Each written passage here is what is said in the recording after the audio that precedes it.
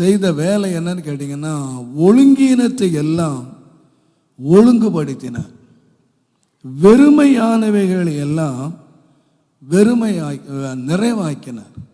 அதற்கு அப்புறம்தான் சொல்லப்படுகிறது ஆசீர்வதித்து என்று எழுதப்பட்டிருக்கு. பரிசுத்தம் பண்ணினார்.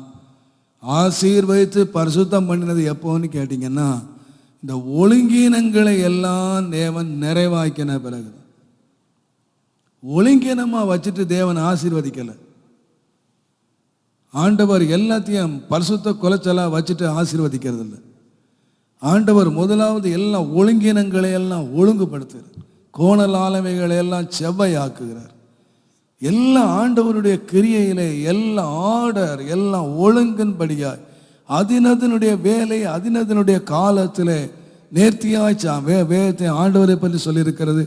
அதனுடைய காலத்தில் தேவன் நேர்த்தியாய் காரியங்களை செய்கிறார். ஒன்றையும் அவசரப்பட்டு முன்னாலையும் செய்கிறதில்லை, ஒன்றையும் அவசரப்பட்டு ஆண்டவர் தாமதித்து செய்கிறதில்லை. எல்லாவற்றையும் அதன் காலத்தில் தேவன் அழகாக செய்கிறார்.